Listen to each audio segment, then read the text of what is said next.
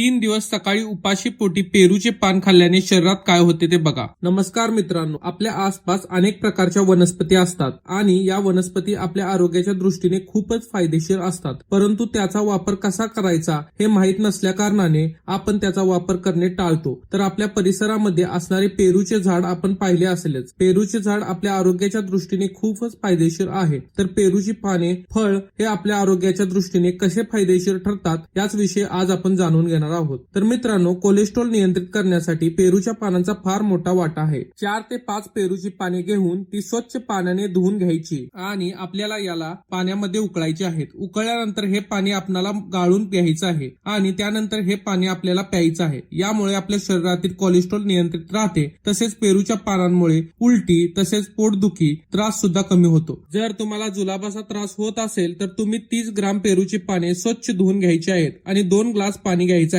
या पाण्यामध्ये तुम्हाला पेरूची पाने बारीक करून त्यामध्ये 1 मूठभर तांदूळ घेऊन त्या पाण्यामध्ये टाकून हे पाणी उकळायचं आहे। उकळल्यानंतर हे पाणी गाळून घ्यायचं आहे आणि हे पाणी तुम्ही दिवसभरात 2 वेळा प्यायचं आहे, ज्यामुळे तुमचा जुलाबाचा त्रास नक्कीच कमी होईल। तसेच जर तुम्हाला टीबी मुळे ताप येत असेल तर हा ताप कमी करण्यासाठी पेरूची पाने फायदेशीर ठरतात। त्यासाठी 1 ते 10 पेरूची पाने घेऊन हे पाणी तुम्हाला 5 कप पाण्यामध्ये उकळायचं आहे आणि ज्या वेळेस 3 कप पाणी उरेल त्यावेळेस हे पाणी तुम्ही गाळून घ्यायचं आहे आणि हे पाणी थोडेसे थंड झाल्यानंतर तुम्ही 1 कप अशा प्रकारे दिवसभरात 3 कप पाणी तुम्हाला प्यायचं आहे। यामुळे टीबीचा जो काही ताप असेल तो देखील कमी होईल। वजन कमी करण्यासाठी सुद्धा पेरूच्या पानांचा भरपूर फायदा होतो। तसेच जर तुम्हाला दातदुखीची समस्या असेल, हिरड्यामध्ये सूज असेल तर तुम्ही पेरूची पाने पाण्यामध्ये उकळून घ्यायची आहेत आणि हे पाणी गाळून घेऊन पाणी थोडेसे गार झाल्यानंतर या पाण्याने तुम्हाला गुळण्या करायच्या आहेत। यामुळे तुमची दातदुखीची समस्या सुद्धा दूर होईल आणि हिरड्यांमध्ये सूज आलेली सुद्धा कमी होईल। तसेच पेरूच्या पानांचा तुम्ही वापर आपला मधुमेह नियंत्रित करण्यासाठी सुद्धा करू शकता। म्हणजे पेरूची पाने पाण्यामध्ये उकळून पाणी पिल्याने मधुमेह नियंत्रित राहतो। तसेच आपल्यापैकी बऱ्याच जणांना सांधेदुखीचा त्रास होतो, तर तुम्ही पेरूच्या पानांचा लेप करून संध्याकाळी लावला तर यामुळे सांधेदुखी नक्कीच कमी होईल। चेहऱ्यावरती पिंपल्स असतील तर तुम्ही पेरूच्या पानांचा रस चेहऱ्यावरती लावायचा आहे। 2-3 दिवस अगदी तुम्ही उपाय केला तर चेहऱ्यावरचे पिंपल्स नक्कीच गायब होतील। तसेच तुम्ही पेरूच्या पानांचा लेप करून चेहऱ्यावर लावला तर चेहऱ्यावरती एक वेगळीच प्रकारची चमक येते।